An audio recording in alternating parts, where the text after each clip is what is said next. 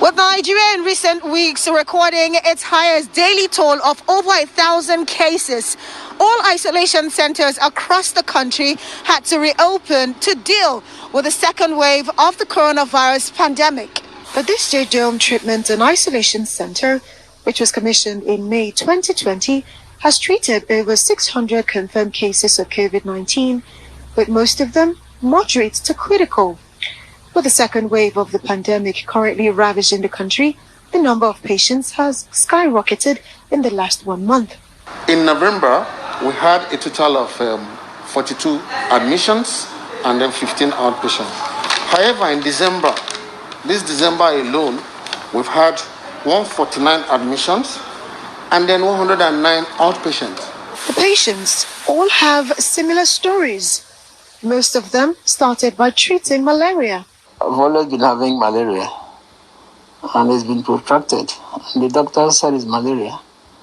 I'll go in, out. I came back from a trip. I had reflu, and I was tested negative before I took the flight. And all that I felt, I thought it was reflu here. That I was treating, I had malaria, I had all the symptoms, but I never thought of COVID. I lost my sense of smell, fever, headache, general body weakness. Fever now came, body pain, then shortness of breath. It was actually the shortness of breath that brought me out of the house. I had a persistent cough and very hard one, and chesty, and I was producing some very thick brownish sputum. So, and I had treated malaria, treated typhoid according to a laboratory report. It is not abating. And grateful to be alive, they are full of praises for the doctors and caregivers at this facility. You can see the commitment of the staff. I never knew Nigerians could have this, the cleaners, everybody. In fact, I call everybody here medical doctor. I don't know who is who. And they work 24 hours attending to you, scrubbing the floor, doing this, so committed. The people have been fantastic with the drug administrations, and I am free now. I am okay. My chest is clear, both the upper and lower respiratory tract. Well, I had a little cough, breathing problems. My oxygen was low, very, very low. You know, but as God will have it, we came in here and all local and crew were just wonderful. So there is hope if only we can. And you see them, you don't know who is Hausa, Igbo, Yoruba, Efik, or whatever. They're all here, attending to you. At your beck and call. You call them by 1 a.m., they're here, 2 a.m. You need to be here in the night. You see, when you come here, I think this thing is worse in the night. When you hear wailings, what people do here, people are the trunks of death, if you know what I mean. I have underlying medical issues. I have a heart condition, I have BP, but God saved me. Thank God for all my friends. Unfortunately, despite Nigeria having over 80,000 confirmed cases and over 1,000 deaths from the coronavirus, some people still think it's a hoax. These patients have a few words of advice. First of all, talk to me. I never believed it. I never believed it.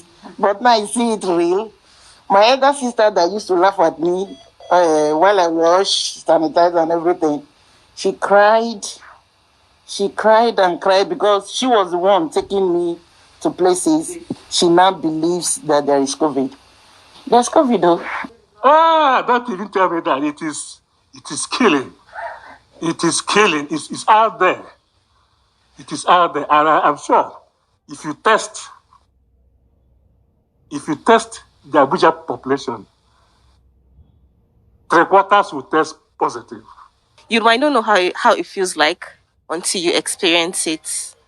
So it's real, honestly. Because I don't even know what to say. I used to think, I know some people might think it's not the way, or it's not as much as they're saying it, but if you come here, you see everybody keeps coming daily. So it's real. I see all the things that happen in Chile, in Argentina, South Americans, all those things. And each time I say, look, God, let this thing don't get to Nigeria. Because if it gets here, I never knew the thing was happening. This thing is real. Don't wait until it happens to you. Because I don't know. I spoke to some guys here yesterday. They are here. And I called them. I said, you people, when you get out, go and tell your mates. They are the people that don't believe this thing that it exists. Tell them it is real. I never doubted it. And I don't think anybody should doubt it at all. It's not a make-up news. That is a conspiracy theory of the ignorance. If I have my way, there should be a lockdown, partial. For now, let's start with it because it appears people are not just adhering to whatever government is saying. And again, I would like to use this opportunity to appeal to the National Orientation Agency for them to do more. Go to markets, in fact, go to churches, go to markets, come on to the television stations, and then talk to Nigerians. Tell them about the inherent danger. COVID-19 infection is real. We shouldn't joke with it. Scientists and researchers around the world are still studying the novel coronavirus, and with all that has been established, how people contract the virus is still unknown most of the time. These things, you can't really say. In fact, I can't. I've been careful, maintaining. At times, you might unawarely let your guard, and it will just strike. We stay in Ibadan. We were here before for years, but our children are here. So they were supposed to come for Christmas. But when we now look at the situation in the country, and my husband has something to do this December, we decided to come and do the Christmas with the children. So one guy just came in one day with fever and sore throat. And that was it. I can't figure it out because I don't go out. I never doubted it. But having been indoors, not going out, not going anywhere, that is where my enigma, how I got infected again, even in my own